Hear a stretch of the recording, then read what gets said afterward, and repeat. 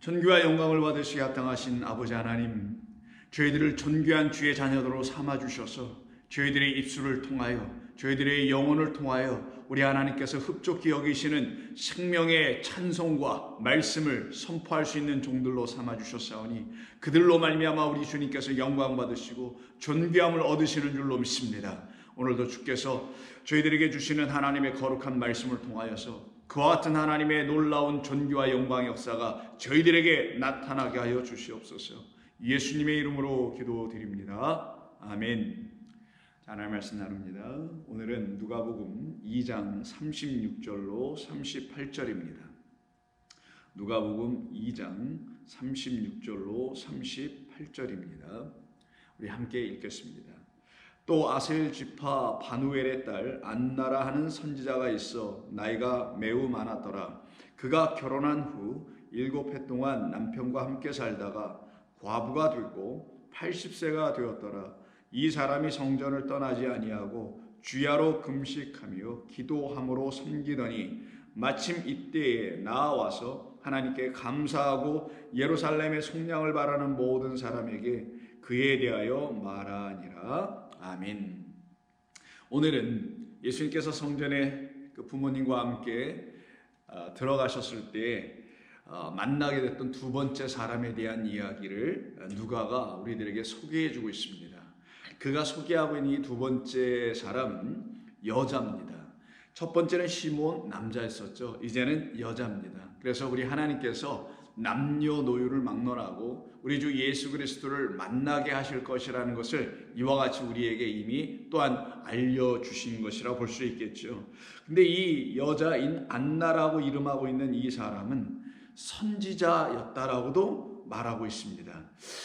우리가 일반적으로 알게 선지자하면 남성으로만 생각할 수 있겠지만 여선지자들이 성경엔 줄곧 있습니다. 그 중에 한 사람으로서 이 안나 또한 여선지자로서의 삶을 살았던 사람이라는 것을 누가는 놓치지 않고 우리에게 증거해 주고 있습니다. 선지자는 누구이죠? 말 그대로 하나님의 뜻을 미리 깨달아 알게 되어 그 지식으로 하나님을 선포하고 가르치는 사람을 선지자라고 하는 겁니다. 그래서 선지라는 말 자체가 그런 뜻을 이미 담고 있기도 한 것이죠. 결국은 하나님의 영으로 하나님의 뜻을 깨달아 알게 된 그 사람들은 다 하나님을 증거할 수 있는 선지자가 될 수 있음을 또한 말하는 것인데, 바로 그럼 이와 같은 사람, 이 안나라는 사람도 하나님의 뜻을 알게 되었다는 것을 말하며, 아는 것으로 멈추는 것은 선지자가 아니죠.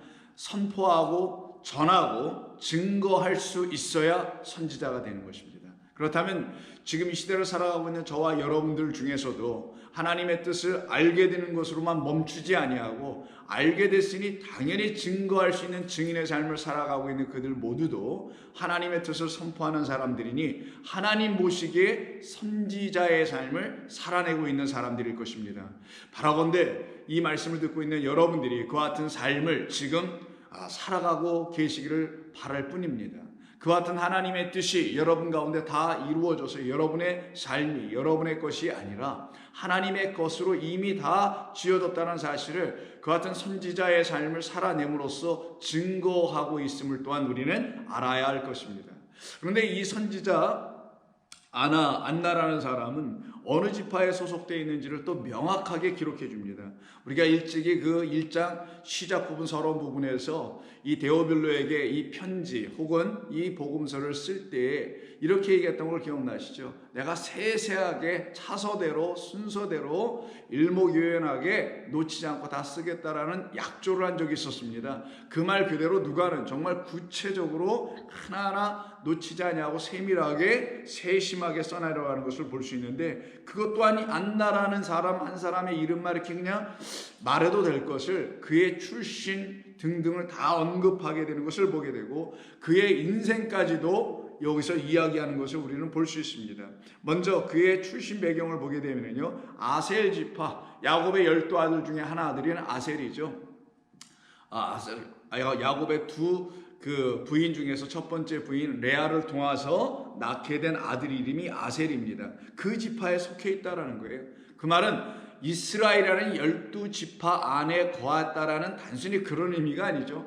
당연히 뭐 이스라엘 사람들이면 지파 중에 하나에 소속이 되어 있겠지만 그런 의미로 여기서 지금 누가가 아셀 지파를 언급한 것이 아니라 이는 정말 하나님께서 찾으시는 하나님의 백성 이스라엘이 되어 있는 사람이라는 것을 증거해 주려고 하는 것이며, 더 나아가서는 그를 낳은 아버지의 이름까지 되어서 언급해 주는데 그 아버지의 이름이 바누엘이라고 되어 있습니다. 그래서 아셀 지파에 속해 있으며, 즉 이스라엘의 12지파 안에 있는 이스라엘이 되어 있으며, 그리고 특별히 바누엘이라는 사람의 딸이다라고 하고 있어요. 그럼 바누엘은 아버지겠죠. 그런데 여기서 말하는 아버지의 이름을 가만히 살펴보니 이게 단순히 그 안나의 아버지 바누엘 정도를 말하는 것이 아니라 우리의 영원하신 아버지 하나님이신 그 아바 아버지, 우리에게 영원한 성전이 되어주신 말씀을 우리에게 주시는 그 아버지, 긍휼의 아버지, 그리고 자비의 아버지, 그리고 찬송과 영광을 받으시기에 합당하신 은혜의 아버지로서의 그 아버지를 우리로 하여금 연상케 하게 하는 그 안나의 아버지의 이름이 있다라는 거예요. 그 이름이 바로 바누엘입니다.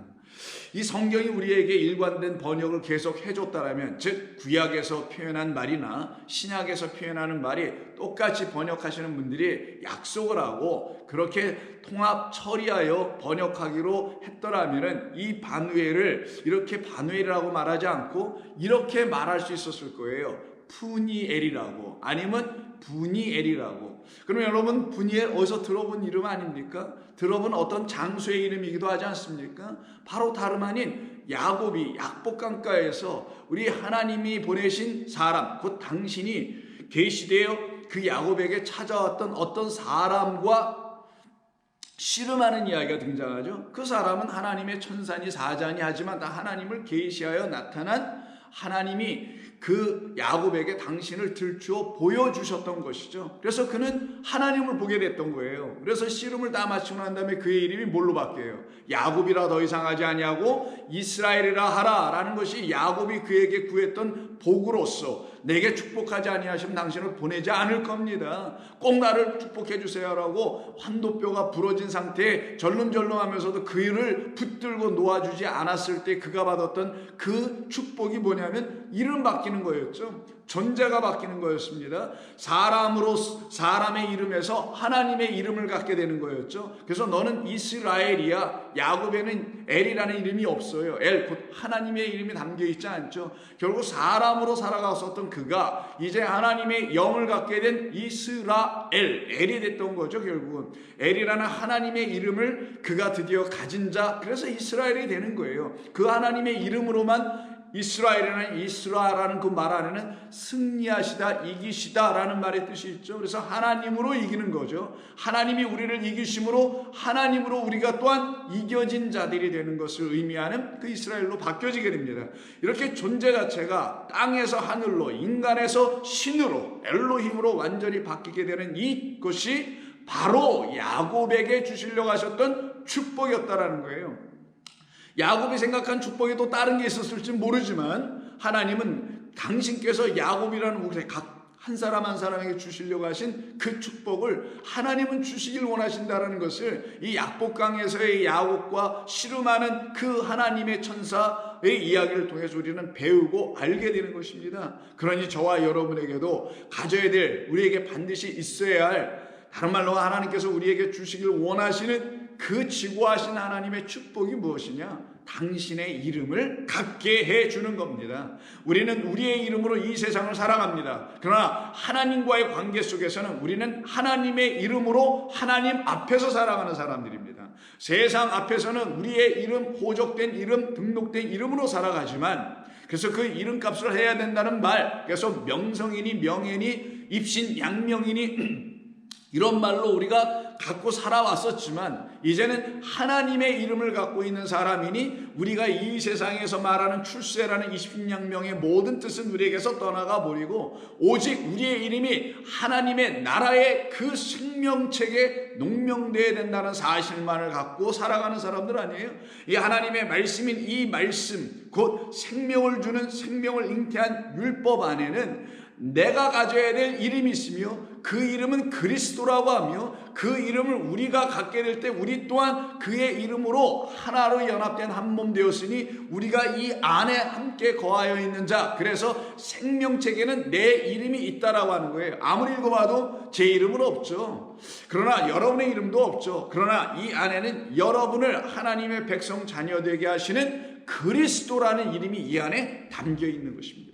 그 이름으로 바뀌어지는 놀라운 이야기에 그가 하나님을 만나고 하는 것이 다음 같은 이야기라는 것이 있어요. 그래서 창세기 32장을 한번 보시게 되면은 야곱이 축복을 딱 받게 됩니다. 그래서는 그의 이름이 이스라엘로 바뀌었잖아요. 그랬더니만 그가 하나님을 만났던 그 장소 바로 약복강입니다. 거기를 뭐라고 그러냐면 약복강에서 내가 하나님 보았다고 하지 않냐고 이름이 바뀌어지자마자 그의 전 존재가 바뀌고 생각이 바뀌고 그리고 그가 바라보는 모든 시각이 바뀌게 되다 보니 그가 이곳의 지명도 바꿔버립니다. 뭐라고 바꾸냐? 30절. 그러므로 야곱이 그곳 이름을 브니엘이라 하였더라 라고 되어 있어요.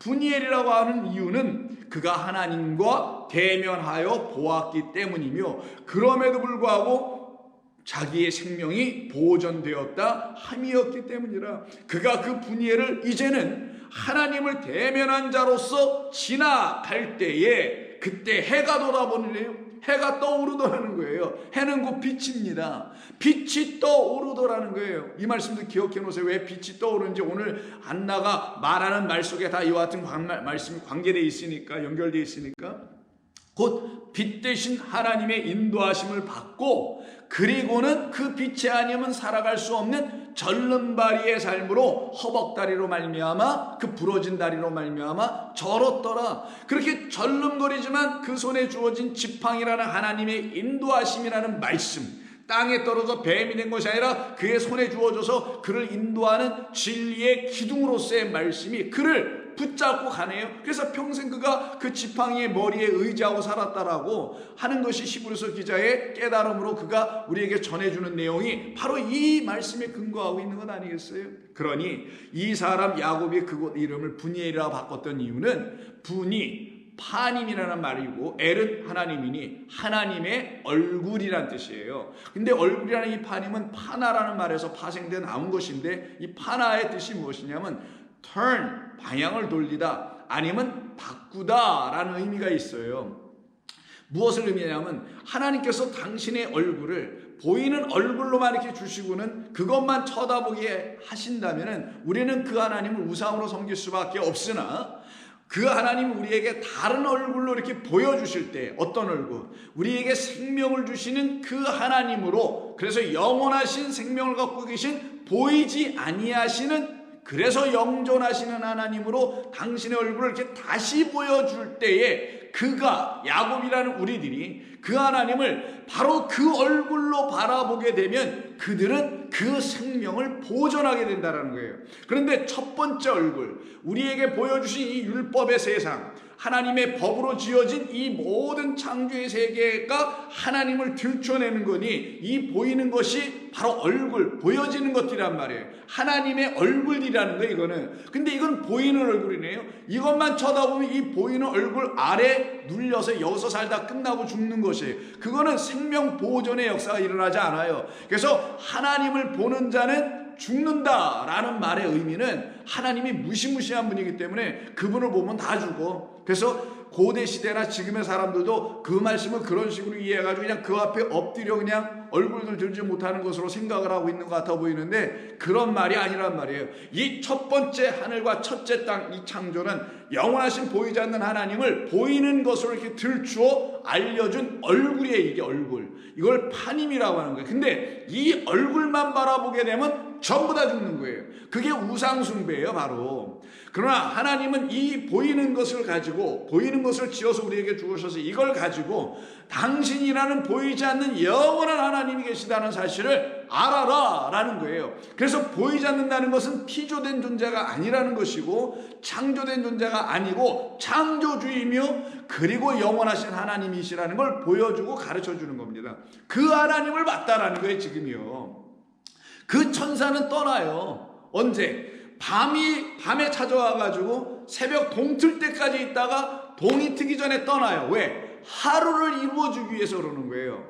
그 하루가 그에게 와야만 되는 거예요. 하나님이 일하시는 창조의 그 하루가 그에게 정해지고 지어져야만이 그의 삶에는 하나님이라는 진짜 영원하신 창조의 하나님이 그에게 나타나는 거예요. 그래서 첫 번째 창조가 끝나고 이 7일째의 모든 것이 끝나고 두 번째 창조인 새하늘과 새 땅으로 들어가는 것, 이게 여덟 번째 날에, 즉 일곱째 날이 지나고 여덟 번째 날 안식 후 첫날 부활의 날이요, 그날은 할례하는 날이요, 하나님께 드려지는 날이라고 했죠. 여러분 다 기억하실 겁니다. 바로 그 날의 역사가 여기서도 펼쳐져 나타나게 되는 겁니다. 그러니 이 야곱에게 있어서 이런 시간은 단순히 그냥 하나님을 보아니 이런 게 아니에요. 하나님은 보는 게 아닙니다. 하나님은 우리에게 당신을 계시하여 그 계시된 영으로 우리가 하나님을 깨달아 알아보는 거란 말이에요. 그러니 이가 보았던 하나님은 보이는 하나님을 봤다는 게 아니라 자기를 살려내시는 그 하나님을 정말 만나게 됐다는 걸 말하는 거예요. 그래서 그 하나님, 보이지 않는 영원하심을 보았기 때문에 뭐라고 해요? 생명을 나는 이제는 보존할 수 있게 됐어요. 어떤 생명? 하나님이 내게 주시려고 했던 그 진짜 생명, 이 육신의 생명을 내가 보존하였다는 게 아니라 영원한 하나님이라는 생명, 하나님만이 주시는 당신의 생명을 나는 이제 지켜낼 수 있게 됐다. 전에는 내가 알지 못했던 생명이었고, 이 약복강 이전까지는 알지 못했던 생명이었고, 그 천사가 와서 그 사자가 나를 쳐서 하나님 앞에 무릎 꿇어 복종하게 하는 이 사건이 일어나기 전에는 내가 알지 못하고도 만나지도 못했던 그 하나님을 내가 이제는 보았네. 여러분은 어떠시냐고? 여러분들도 인생에서 여러분의 믿음의 여정 가운데서 그 같은 역사가 있지 않습니까? 그러기에 여러분들이 예수 믿는 거잖아요. 그래서 여러분들이 이 신앙생활을 다른 신앙, 다른 종교, 다른 차원에서의 가르침으로 하지 아니하고 오직 그리스도 예수께서 주시는 진리의 은혜의 말씀 안에서 그 말씀을 가지고 신앙생활하는 거 아니겠냐고요. 이렇게 지어져 가고 있기 때문인 것이겠죠. 그래서 지날 때, 거기 분이엘을 지날 때 해가 돋았더라. 이제 아침이 시작됐다. 새 날이 열려졌다. 이 날을 첫째 날, 그 하나의 날이다 라고 성경이 증거하는 거예요. 그럼 오늘 이 분이엘의 딸이라고 하는 이 딸인 안나, 여기 우리 바누엘이라고 했지만 분이엘입니다. 분이엘의 딸 안나는 그런 사람이었다라는 걸 증거하려고 하는 거예요. 이 야곱과 같이 어떤 사람, 하나님을 보고 만나게 될 수 있는 사람이었다라는 거예요. 그래서 이때 이 성전에 누가 들어오셨다고요? 세상의 빛으로 오신 그리스도 예수가 이 성전에 지금 들어오셨잖아요. 그때 이 선지자니까 성령의 인도함을 받고 있는 사람이죠. 그러니 시므온처럼 어떻게 해요? 깨달아 알게 되는 거죠. 만나게 되는 거죠. 누구를? 아기 예수 같지만 하나님이 보내신 그에게 정말 생명의 빛이신 그리스도 예수를 만나게 되는 거예요. 그래서 여러분 잘 아시는 고린도후서 4장을 보세요. 오늘 본문에서 한나가 그 아기 예수님이 성전에 들어오신 것을 알고 그를 증거하고 소개할 때 이는 이스라엘의 속량을 위하여 우리에게 보내심을 얻은 분이라고 이렇게 선포하고 증거하는 그런 선지자 역할을 하고 있죠. 왜 이렇게 했을까요?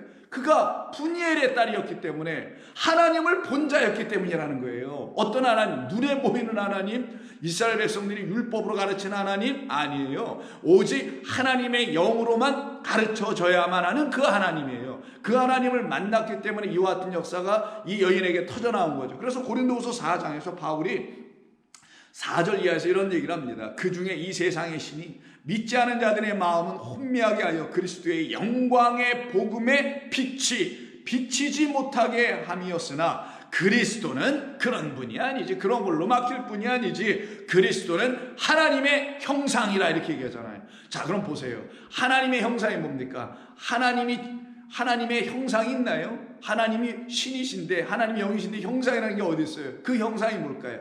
이 지어진 모든 것들이라는 거예요. 지어진 모든 것이 하나님을 들춰내는 보이는 forms, 형상들이라는 거예요. 이미지들이라는 거예요. 아이콘들이라는 거예요. 아이들이 된다는, 우상이 된. 근데 이 아이콘들이 잘못되면 어떻게 되냐? 여기에만 갇혀 있으면 그래서 우상이 되는 거예요, 이게.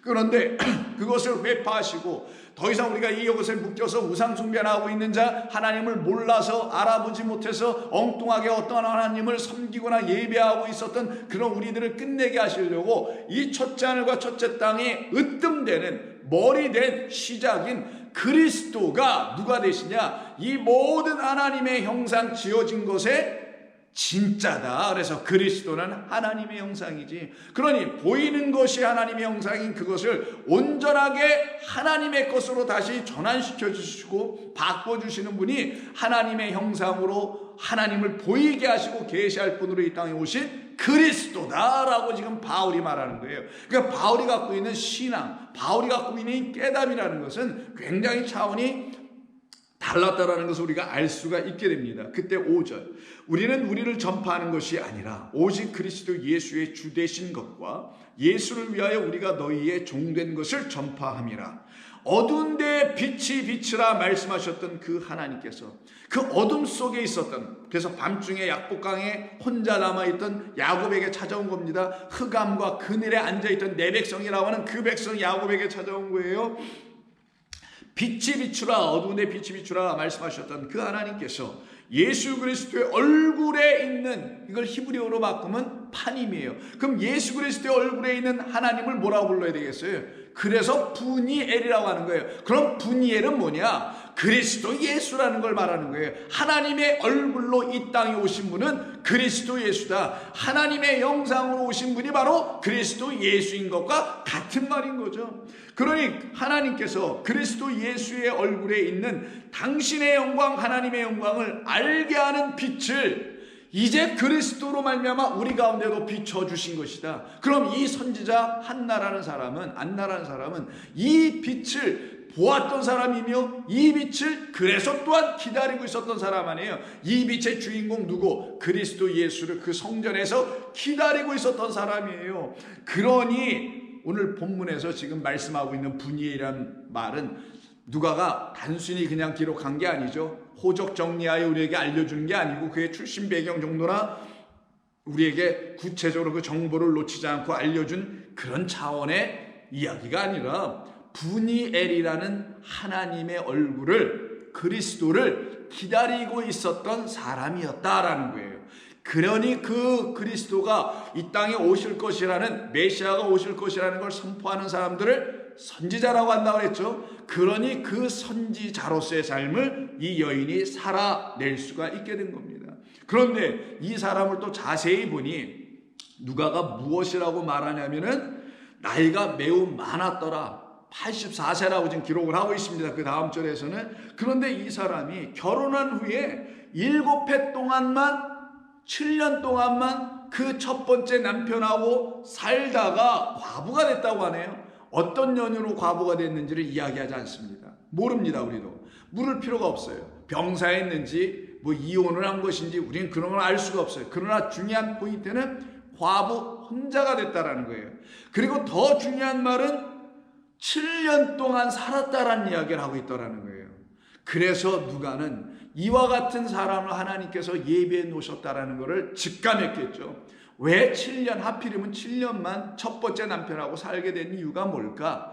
그 첫 번째 남편은 우리에게 보이는 모든 피조된 것으로 찾아오신 그 남편이 첫 번째 남편이요.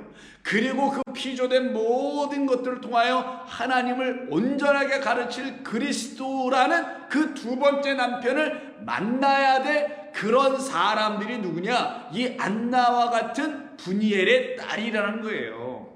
그러니 첫 번째 남편은 반드시 떠나가 줘야 되고 두 번째 남편은 그에게 영적으로 와줘야 되는 것이죠. 그래서 두 번째 남편이 누구라 그런 말도 있지도 아니하고 평생 동안 혼자 살았다라는 말로 딱 못 박아 끝내내는 겁니다. 하나님께서 왜 안나라는 사람에게 그런 인생을 왜 주신 것인가?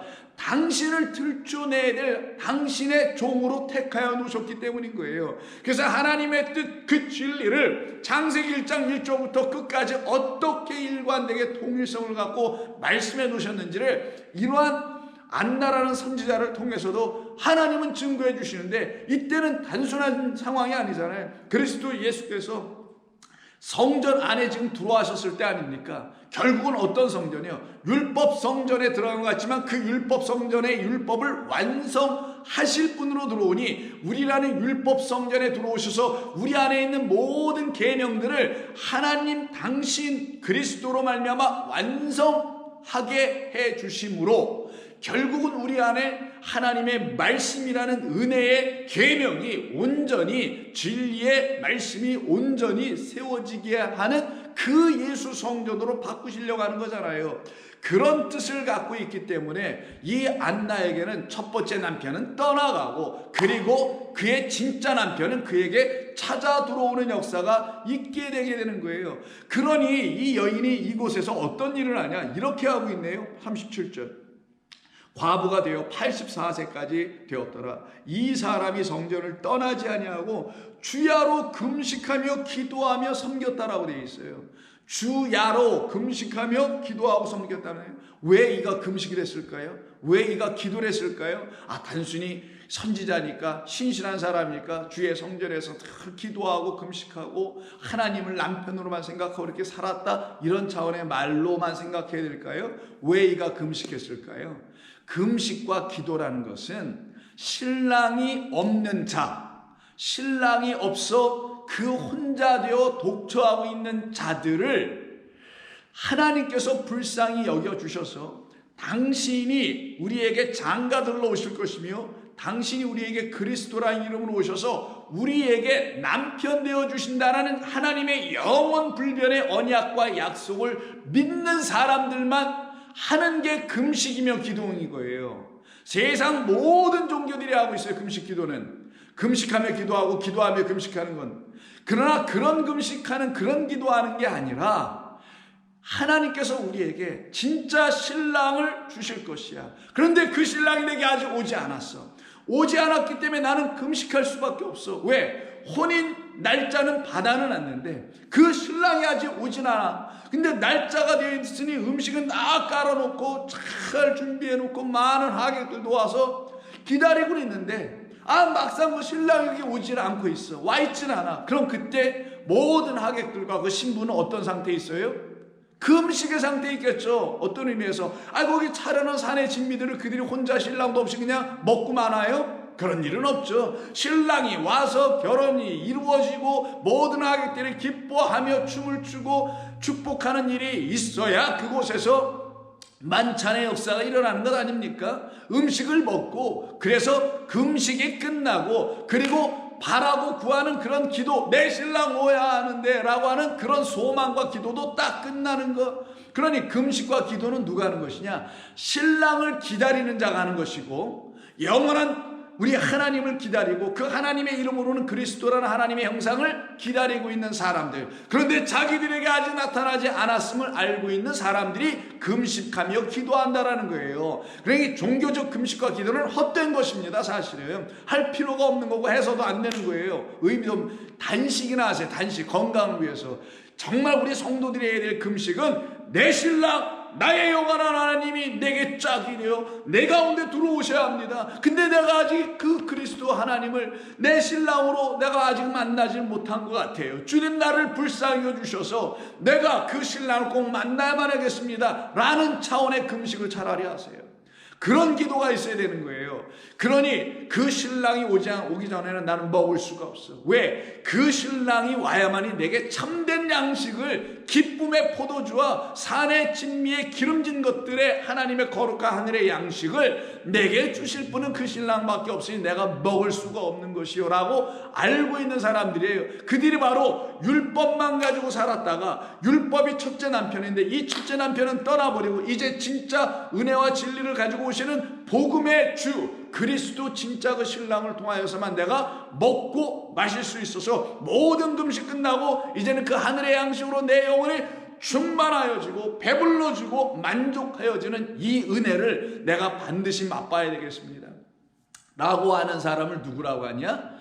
바로 이렇게 과부라고 성경은 말하는 것이고, 그 과부들 중에서도 하나님 앞에 이와 같은 금식과 기도로 나아가는 사람을 말하는 거예요. 그래서 여러분 누가복음 5장에 보시게 되면은 예수님께서 그 마태라는 레이를, 마태복음을 썼던 레이를, 세관에 앉아있는 사람을 날 따르라 해서 그를 불러내죠. 그리고 예수님을 따르는 사람이 됩니다. 그럼 그가 큰 잔치를 벌려줘요. 그리고 자기의 친구들, 그래야 다 세리들 아니겠어요? 그런 사람들을 쫙 초대해서 식사를 같이 하는데 5장 30절에 보면 이 광경을 바라보고 있었던 바리새인과 그들의 서기관들이 그 제자들을 비방하여 이르기를 너희가 어찌하여 세리와 죄인과 함께 먹고 마시느냐. 예수께서 대답하여 이르시기를 건강한 자에게는 의사가 쓸데없고 병든 자에게라야 쓸데있나니 내가 의인을 부르러 온 것이 아니요 죄인을 불러 회개시키러 왔노라 라고 하며 진리의 말씀을 전해준 겁니다. 그래서 우리 주님께서 찾으시려고 하시는 사람은 병들어 있는 죄인이지 스스로 건강하고 강건하다고 하는 의사 그래서 쓸데없고 필요가 없는 의인 자칭 의인이라고 하는 사람들을 찾으러 오신 분이 아니라는 것을 가르쳐 꼬집어 말씀하신 것이죠. 그때 33절 그들이 예수께 말하되 여기서 그냥 멈추지 않고 또 한마디 더 거들어 듭니다. 이 바리새인들이 왜 멈추지 못했을까요? 깨달을 수 있는 귀와 눈과 마음이 없어서 그랬던 거예요. 하나님의 은혜가 무엇인지를 전혀 몰랐던 사람들이라는 걸 말하는 겁니다. 이쯤 되면 내가 그런 사람이었군요. 그런 걸 알려주시고 지적해 주셔서 너무나 고맙습니다. 제가 이런 말씀을 듣지 않았더라면 내가 큰일 날 뻔했던 사람이고 나의 이 오만과 자만에 빠져서 자기 의나 축적하고 쌓아서 자기 공로로 하나님 앞에 나아갈 뻔했던 사람이었는데 주께서 이런 말씀 주시니 내가 드디어 회개할 수 있게 되었습니다. 돌이키게 되었습니다. 라고 이렇게 나와야 되는데 그러지 않냐고 딴지를 또 걸고 나왔던 이유는 그들이 아직 하나님의 은혜를 입지 못했기 때문입니다.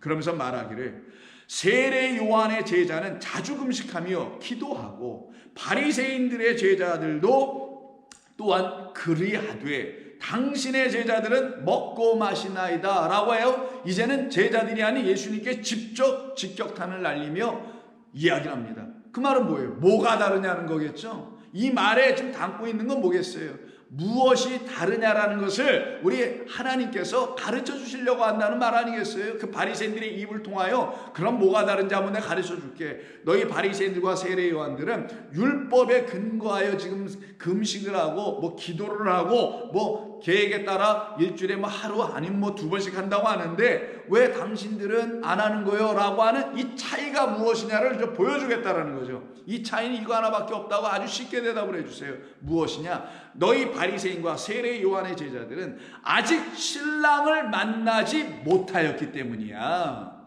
그러나 나의 제자들은 나를 따른 자들은 나를 통하여 진짜 신랑인 내 안에 있는 그리스도와 그 그리스도로 말미암아 하나님이 들춰줘서 그 하나님을 그들에게 신랑으로 만나게 될 사람들에게는 더 이상 금식이 필요하지 않지 라는 말씀을 던진 거예요. 이것이 차이였었던 거예요. 신랑이 없는 자들은 금식하나 신랑이 있는 자는 금식할 이유가 없다라는 거예요. 신랑이 없는 자들은 율법과 바리새인들 곧 세례 요한이라는 사람들이 갖고 있었던 그런 차원이었기 때문에 율법의 말씀을 갖고 있으면 여전히 너희들은 굶주린 상태야. 그걸로는 아사하지 굶주려 죽게 되지. 그러나 나를 따르는 자들은 하늘의 만나로 온 나를 먹고 있기 때문에 절대로 굶지 않지. 왜? 그들은 이제 신랑 만났거든. 이 말씀을 하는 겁니다. 34절에서 예수님이 대답해 주시기를 예수께서 그들에게 이르시되 혼인집 손님들이 신랑과 함께 있을 때 너희가 그 손님으로 금식하게 할 수 있느냐? 그럴 수 없지 않느냐? 상식 아니더냐? 그러나 그날에 이르러 그들이 신랑을 빼앗기게 되면 그날에는 금식할 것이라 라고 말씀하세요. 그럼 신랑이 있으면 금식이 안 되지만 신랑이 빼앗기게 되면 금식이 자동적으로 이루어질 거라는 거죠. 어떤 의미에서 그 신랑 내게 빨리 와야 하는데, 그래서 우리 주님께서 오늘 이 본문의 안나에게도 그 신랑을 빼앗아가는 그림을 그려놓는 거예요. 그의 인생에 7년만 딱 쌓고 뺏어가는 겁니다. 왜? 첫 번째 하늘, 첫째 땅, 7날째까지의 첫 번째 창조를 우리에게 가르쳐 주시는 이 율법이라는 신랑이 문자로 우리에게 주시고 보이는 창조의 세계로 주시고 보이는 예수로 오셨던 그 모든 첫 번째 일곱 진리를 들춰내기 위해서 우리에게 진리의 겉의 것으로 온 그 일곱은 떠나가야 하고 그걸 빼앗긴다라는 거예요. 그래서 십자가에서 예수는 우리에게서부터 빼앗겨 떠나가게 되는 거예요. 엘리 엘리 라마 사막다니 나를 왜 버리십니까? 라는 말은 그가 빼앗겨져 가는 거예요. 우리에게서부터. 그리고 우리에게 뭘로 찾아오세요? 바로 부활의 그리스도, 생명과 영의 말씀을 주시는, 진짜 복음을 주시는 그리스도, 진짜 신랑으로 다시 찾아오시잖아요. 그것을 지금 이야기하고 있는 거예요. 그런데 바리새인들은 그 하나님을, 그 하나님의 말씀의 그 뜻을 그렇게 알고 깨닫지 못하였기 때문에 이들이 먹고 마시는 것을 스스로 제한하게 하는 종교적 규율과 계율에만 빠져 그것을 행하면 거룩한 자, 신실한 자, 홀리한 자라고 생각하며 살아가는 그 틀에서 완전히 종노릇하고 갇혀있고, 자기들만 갇힌 또 다행이게요, 천국문을 들어가려고 하는 자들은 그 입구에서 막고 지옥으로 떨어지게 만들고 있는 자들의 삶을 지금 이들이 살아가고 있었던 것입니다. 바로 그런 이들에게 우리 주님 찾아오셔서 하시는 말씀입니다. 그러니 이들에게 지금 필요한 것은 금식이었던 거예요. 지금까지 그들이 먹고 있었던 그 율법이란 양식을 금식해야 되는 거예요. 더 이상 내가 먹지 않겠습니다. 그럼 이 말씀이라는 이 율법을, 이 첫 번째 양식을 다르게 좀 먹게 해주세요. 그래서 너희 조상들은 율법, 즉 만나를 그 광야에서 먹고서도 죽었다라는 말씀하시죠. 요한복음 6장. 뭐에서? 오병이의 표적 이야기에서. 그 말은 뭐예요? 이 하나님께서 너희들에게 1차 주셨던 이 율법이라는 말씀을 그들이 이 광야라는 교회, 광야라는 성전에서 먹었지만 전부 다 죽었다라는 거예요. 뭘로만 먹어서? 진짜 신랑이 가져다주는 그 양식으로 먹지를 못해서 그렇다라는 거예요. 그러면은 이 첫 번째 만나에 대해서는 금식을 하고 이 양식을 온전히 줄 수 있는 신랑이 내게 와야 합니다. 그리스도 예수가 내 안에 성령으로 임하여 계셔야만 내게 주신 이 말씀이 이제는 먹고도 죽지 않고 영생하도록 하게 하는 하늘의 만나 오병이어로 오신 그리스도 예수라는 양식으로 내가 먹어야만 합니다라고 할 때 그들이 어찌 기도하지 않겠어요? 어찌 금식하지 않겠느냐고. 이거에 대한 금식, 여러분들 밥을 굶으라는 그런 금식이 아니라 이거에 대한 금식을 왜 하지 않겠느냐고요. 이 문자의 가르침과 이 문자주의에만 얽매여 있거나 이것을 인간의 세상에 연결시켜갖고 풀어 이걸 가지고 사람들을 호도하고 있는 그런 모든 말들에 대해서는 철저히 금식하게 되죠. 안 먹게 되죠. 다른 말로 하면 안 듣게 되고 안 보게 되고 대화조차도 안 하게 되는 거예요. 그들의 삶은 그들의 삶으로 그냥 살아가면 되는 거예요. 예수님께서 말씀하신 것처럼 너는 나를 따르라. 죽은 자들은 죽은 자들로 장사하게 하라. 말이 하나도 안 맞죠. 어떻게 죽은 자들이 죽은 자들을 장사해요? 죽은 자가 일어나서 또 죽은 자를 장사합니까? 말도 안 되죠. 그 말은 의미가 있는 거잖아요. 이미 죽어있는 자가, 죽어있는 자들은 죽어있는 자밖에는 보여지는 게 없을 거야. 그런 그들에게 그거 맡겨. 그들은 그 일만 하고 그 집만 하다녀 세상 가는 거야. 그러나 너는 나를 따르라. 왜? 나 인자가 너에게 머리를 두러 왔다는 사실을 너희가 알고 있다면 너는 나를 따르게 되겠지. 그 역사가 터져 나와야 되는 겁니다. 그래서 말씀드린 대로 이 한나는 바로 7년 동안만 살다가 과부가 되어버리고 나머지는 어떤 삶을 살아요? 바로 하나님이 약속해 주신, 내가 너에게 장가들러 갈 거야 라고 오세에서 약속해 주신 그 말 그대로를 네가 믿고 의지하며, 그래요, 저에게 장가들러 오신다고 하셨죠. 그러니 내 안에서 장가 들려진 거지, 그 한나에게. 그리고는 그것을 알지 못하는 그 율법 성전에 출입이나 하고 있는 그 사람들의 영혼을 위해서 그가 금식하며 기도하는 여선지자로서의 삶을 살아내게 되는 것입니다. 그래서 여러분 잘 아시는 로마서 6장 6절 이하를 보시면 이렇게 되어 있는 거예요. 우리가 알거니와 우리의 옛사람이 예수와 함께 십자가에 못 박힌 것은, 이때 옛사람이 여러분들이 예수 믿기 이전의 옛사람일 수도 있지만 예수 믿은 이후에도 여전히 옛사람으로 남아있는 사람이 이 세상에 허다합니다. 이 교회 다니는 사람들 중에는. 그러니 여기서 옛사람이라는 건 예수 알지 못하고 뭐 세상에서 뭐 혼자 자기 생각 따라 살았다라는, 세상껏 뭐 누리며 살았다는 그런 옛사람을 말하는 것도 아니고, 도덕 윤리적으로 허랑방탕하게 살았다는 그런 의미에서 옛사람도 아니고요. 이거는 옛것, 하나님이 주셨던 첫 번째 언약인 그 언약이 우리 가운데 새 언약, 나를 살려내는 새 말씀으로 들려지지 않아서 여전히 그 언약과 이 보이는 곳에 붙잡혀 살고 있는 사람들을 갖다가 그냥 다 옛사람이라고 하는 거예요. 이건 도덕, 윤리, 종교적인 어떤 의를 이루냐 못 이루느냐 그런 말로 옛사람, 새사람을 말하는 게 아니에요. 하나님이 우리에게 주신 이 말씀을 생명과 은혜를 주시는 진리의 그리스도로 말미암아 듣지 못했을 때 그들을 놓고 누구라 하냐? 전부 다 옛사람이라고 하는 거예요. 그리스도 안에서 새로운 피조물이 아직 안 돼 있는 거죠. 그리스도라는 진리의 말씀 안에서 다시 자기의 영혼이 파괴되고 그 영으로 다시 지어지는 그 경험이 전혀 없는 사람들을 전부 다 옛사람이라는 거예요. 그거를 누가 해결해 주시냐? 누가 제거해 주시냐? 그리스도께서 십자가 지심이 바로 그거 해결해 주심이었다 라고 말하는 거예요. 그러니 그리스도의 십자가는 이 세상이 말하는 그런 죄 사하면이 아니라 정말 성경이 말하는 옛사람의 그 본성대로 여전히 살아가려고 하는 그 죄, 하나님을 모르는 그 죄, 하나님과 반목될 수밖에 없는 자기 생각에 사로잡혀 있는 그 죄예요. 그래서 무엇을 들어도 빗나갈 수밖에 없어. 그래서 관역을 못 맞춰. 하나님의 말씀을 진리로 아무리 들려줘도 빗나가게 되고 있는 그런 옛사람이 이제 예수와 함께 십자가에 못 박힌 그것은 반드시 십자가 예수는 우리를 위해서 죽으신 것인데 우리를 위해서 왜 죽으셨냐? 우리를 대신해서 죽으신 이유와 우리를 위해서 왜 죽으셨냐는 거 도대체.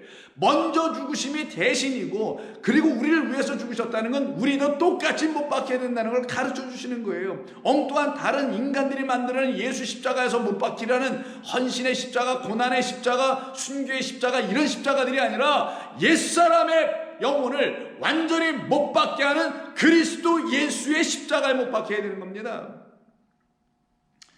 그래서 예수와 함께 십자가에 못 박힌 것은 죄의 몸이 죽어 다시는 우리가 죄에게 종로로 타지 아니하게 하려 함이라. 이는 죽은 자가 죄에서 벗어나 의롭다 하심을 얻었기 때문이라. 그러면 안나는 뭔가요? 첫 번째 7해 동안 첫 번째 남편과 살았던 그것을 성경은 뭐라고 하냐? 죄에서 벗어나게 하기 위한 1차적인 과정이었다라고 지금 얘기하는 거예요. 그러고는 그 7번째 첫 번째 것에서 벗어나게 되는 것을 놓고 죄에게 종노릇하지 않게 되는 과정으로 지나간다라는 거예요. 그래야 하나님의 뜻이 여러분들에게 새하늘과 새 땅 주신다는 말의 의미가 다 이루어지게 되는 거예요. 새하늘과 새 땅은 천국을 말하는 게 아닙니다, 여러분. 새하늘과 새 땅은 이 하나님의 말씀을 가지고 여러분에게 그리스도가 새 땅이 되어 여러분에게 떨어져 줘야 되는 거예요. 그리고 그 새 땅을 통하여 그 그리스도라는 새 땅을 통하여 하늘이 열려질 때 하나님이 누구이신지를 알게 될 때에 왜 그는 하나님의 형상이니까 알게 될 때 그 모든 것이 그들에게는 새하늘과 새 땅 곧 하나님의 백성들이라고 말하는 겁니다. 그래서 6장에서 이렇게 로마서에서 말씀을 했던 바울이 7장 들어가서 이것이 그럼 어떻게 이루어지는지를 설명해 줍니다. 1절 형제들아 내가 법하는 자들에게 말하노니 율법이 무엇을 말하는지 알고 있다면 이 말도 알겠지 라고 하며 그가 비유로 설명하기를 너희는 그 법이 사람이 살 동안만 그를 주관하는 줄 알지 못하느냐? 남편이 있는 여인이 그 남편 생전에 있는 법으로 그에게 매인받으나 만일 그 남편이 죽으면 남편의 법에서 벗어나느니라. 그래서 정확히 7년 동안만 살았다고 지금 안나의 삶에 하나님 그것을 허락해 놓으신 거예요. 그 남편 첫 번째 그에게 찾아와서 그에게 7이라는 하나님의 말씀을 가르쳐주는 그 남편, 그리고 그 남편은 떠나가야지 그 첫 번째 7인 율법에 얽매이지 아니하고 문자에 얽매이지 아니하고 하나님의 뜻에 묶여지는 삶을 살게 되는 거예요. 그러므로 만일 그 남편 생전에 다른 남자에게 가면 음녀라. 그러나 만일 남편이 죽으면 그 법에서 자유롭게 되나니 다른 남자에게 갈지라도 음녀가 되지 아니하니라. 그러므로 내 형제들아 너희도 그리스도의 몸으로 말미암아 율법에 대하여 죽임을 당하였으니 이는 다르니 곧 죽은 자 가운데서 살아나신 이에게 가서 누구겠어요? 그럼요. 그리스도 예수가 우리에게 누가 된다는 거예요? 새 남편 가서 우리가 하나님을 위하여 열매를 맺자 함께 결혼해서 아들을 낳자. 이게 열매예요. 지금 그 아들을 낳아야지. 우리가 육신에 있을 때는 율법으로 말미암는 죄의 정욕이 우리의 지체 중에 역사하여 우리로 사망을 위하여 열매를 맺게 했던 옛사람이었다는 겁니다. 이제는 우리가 얽매였던 것에 대하여 죽었으므로 그 남편이 떠나가줌으로 우리도 거기서 대해서 완전히 나왔으므로 해방되었으므로 율법에서 벗어났나니 이러므로 우리가 영의 새로운 것으로 섬길 것이요 율법의 조문으로 묶은 것으로는 아니할 것이라. 그러니 이 한나는 어떤 사람이겠어요? 영의 새로운 것, 율법이 영으로 바뀌어져서 보이지 않는 생명의 말씀으로 바뀌어져서 그걸 가지고 금식하며 기도하며 선지자로서 그 입을 열어 그 성전에서 섬기고 있었다라는 거예요. 이 성전에서 섬길 수 있는 사람이 되는 겁니다. 그러니 이 사람이 어떤 사람이에요?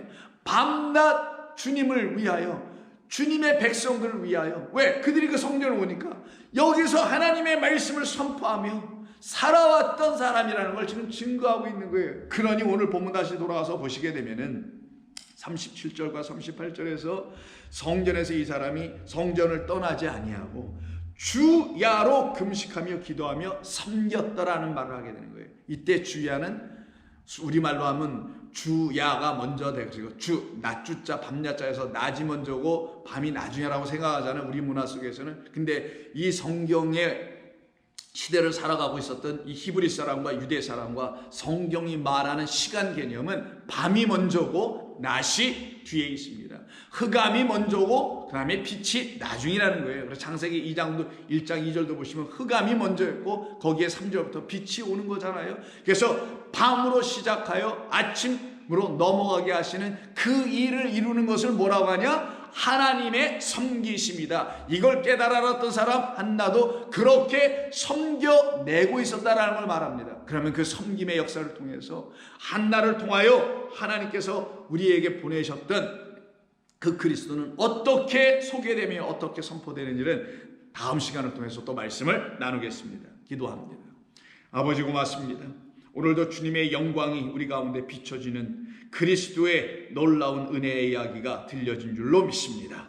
그리스도 예수님을 통하여 아버지 하나님께서 우리를 향하여 갖고 계신 모든 일들이 하나하나 확연히 드러나게 된 줄로 믿습니다.